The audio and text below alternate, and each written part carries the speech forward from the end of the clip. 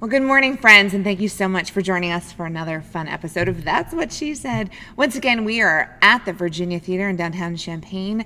Our set is on the stage today, and it feels really, really exciting, especially because of who our special guest is today. Today's episode is sponsored by Christie Clinic, so thank you so much. We've really enjoyed covering some very important topics with Christie's support, and today is no exception. We're talking about a very important topic for women in our community and everywhere, and that is about mental health. Mental health as a woman, as a mom, as a partner, as a friend. It really is a hot topic right now. In the government and in social media, and so that's why we're doing it. We're just jumping on that bandwagon. No, not really, but we're here because we care, and because women are important to us, and we want to get to know someone really fabulous today. So with me and Carrie today, please welcome Katie Procyse. Katie, good morning. Hi. How are you? I'm all right. Enjoying your coffee today? Yeah. So Katie, thank you for being here. Could you tell us a little bit about who you are in this world, in this community, and then we'll get to the deeper issues. Oh boy, deep issues. I'm a director, actor, comedian here in town. Not so much lately. I am a new mother. Yay. Congratulations. She's delightful. My husband's a tremendous father. I have a lot of supportive friends and family, so that's pretty much who I am. You're from the Champaign area, right? Yeah. I was born in Kankakee but raised here. Went to college over in Normal at ISU and moved back. So I have deep roots here. So, yeah. A new baby. So Oh that's my gosh, I think even anyone who has had a new baby knows that can be a stressful time, and Yeah. yeah. Yes. It can be. Yeah. More coffee? Yeah. Yes. It can be. Exactly. I joke a lot. Sleep People are like, much? "Oh, I hope the coffee's okay," or well, is that enough? And I go, "I will drink this out of an old boot. Like, just give it to me. Just Like, Yeah. It's fine. I used to be pretty picky, but not anymore." Motherhood changes a lot of things. I know that's not a surprise to any of us or probably anybody watching. Yep. But I want to talk to you about, the subject of mental health.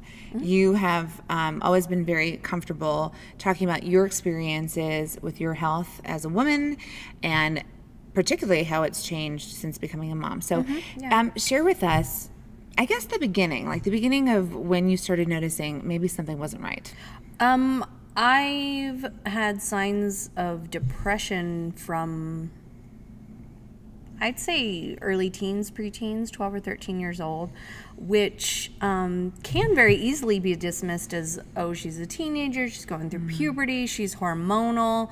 A lot of that stuff that's really used to keep feminine people, I don't want to say just women, but like also just feminine people from getting the help and validation that they need. So fortunately for me, my mother was very supportive, tried to help me get information, tried to help me use coping strategies, things like that.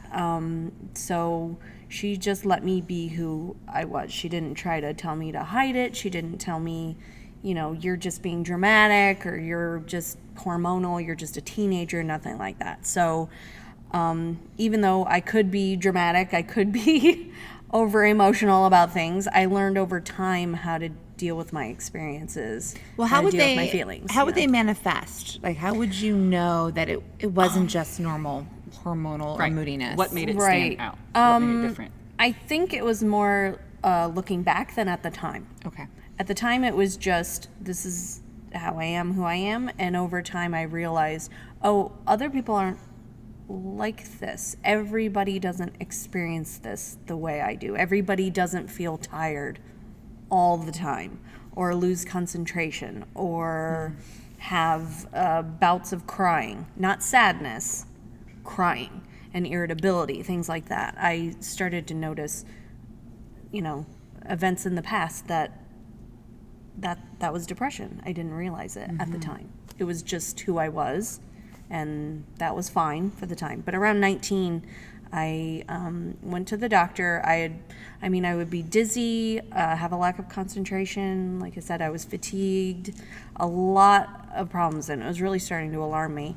And I finally went to the doctor. They tested my thyroid, they tested my cholesterol, they tested my blood sugar, they tested for diabetes, everything. And I'd also had a lot of personal events that may have triggered some anxiety and some depression. So that was, I guess, when I was sort of formally diagnosed by a general physician, not a psychiatrist, not a psychologist, just a general physician said, you are physically fine, everything is textbook, but you are still having all these symptoms, and it sounds like you are clinically depressed. And I kind of went, well, yeah. So had they not asked Tell you me that, something I don't know. That was not really, I was just like, well, yeah. had they not asked you that at the front, any of those kinds of No, not questions? at all. I mean, it was more, I didn't know a lot about depression then. I just knew how I felt, and I kind of knew what I'd seen on TV and in movies, which is all dreadfully inaccurate. So just when they said that, the doctor said, well, it sounds like you have clinical depression. And I thought, oh, yeah. Right. No surprise. It just kind of clicked and made sense. It wasn't a big shock to me. Even though I didn't know a lot about it, it just went. So at what point did you start knowing that you could do something about it, that there were treatments available, or that you could kind of control it a little bit and not just give in? Right. Again, my mother was a tremendous support. I mean, I had all the kind of ableist attitudes about depression that a lot of people have, like medication turns you into someone that you're not. It's going to make me like an emotional robot. Like I'm just going to be bland and not myself. I should be able to do it naturally. I should be able to just diet, exercise, all that kind of thing. A lot of the shoulds. Yeah, Everybody you has should the be answers. able Just write a to- journal and Yeah, you'll be just fine. journal it. Do things that you enjoy. Say that with great sarcasm.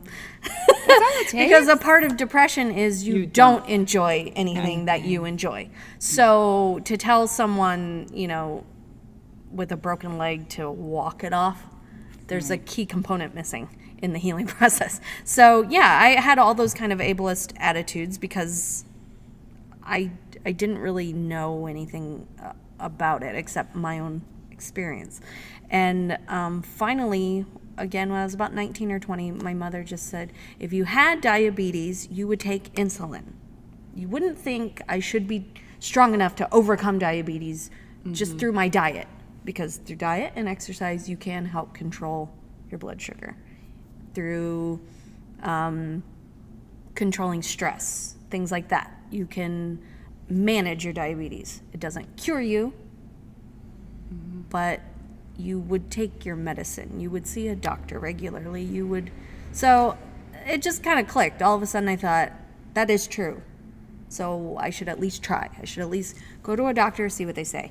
That's a great way to yeah. look at it. Kind of takes the stigma out of it a little Yeah. bit. I use diabetes to replace the word depression or mental illness a lot. When people are really confused or they really have a lot of negative attitudes, they have misconceptions about things, I use that a lot. So I am sorry for anybody out there who's diabetic who might take offense to that. It's just the way I've been able to get through to people. Yeah, it's a metaphor. It helps you It's a physical express- illness. Right. Yeah, it's a physical illness people recognize. So, Right. Well, I think it makes it clear that you would seek help and you Right. would take action if you had something like diabetes, and it would be socially acceptable. Right. And Yeah. with mental illness, I think that's why it's so important to point out what you did, because it doesn't just help people who are suffering from it or have a loved one.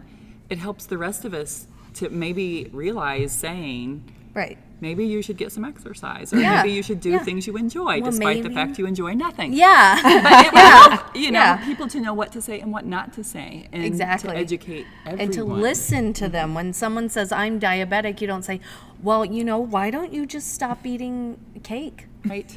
It's like, okay, that's one thing I could do, but it's a very complex illness. There are a lot of treatments. Everyone's different, and Which those also are strategies. Of course, all of those right. things, no matter what the illness is, of course, doing things you enjoy, having a healthy diet, all of those are part of the pie, because I like pie. But, you know, it's all part of it. But it they're isn't part of everything. only- You want to right. do all of those things to feel Anyway. better for any condition or just living a better Right. lifestyle. Awesome. I think it's important for us to say to anyone watching us today that we are not medical professionals. No. we really wanted to have Katie here to share her experiences, but if you or anyone you know are concerned about mental health or concerned you have symptoms of depression or anxiety, absolutely please talk to your doctor. And the doctors at Christie Clinic would be happy to hear from you. Yeah. Use every single tool that you have. Everything that you can, try it. Use it. See what Katie, happens. I'm blown away by how comfortable you are talking about your experiences. I wasn't always. It's taking Oh, some I'm time. sure. And it's Yeah. clear. It's clear that you've processed a lot. Yeah. And that you've found a way to communicate. And guess what? That's going to help people. So thank you Good. for joining us today and for talking Science. about your experiences. And thank you guys for tuning in and for watching That's What She Said today. Join us again next week. And until then, that's what she said. That's what she said. That's what she said.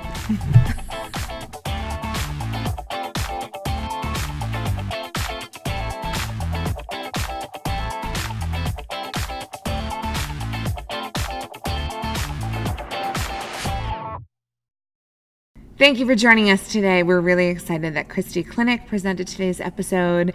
We love the Virginia Theater. We love shooting here, so thank you. And Columbia Street Roastery, thanks again for our coffee.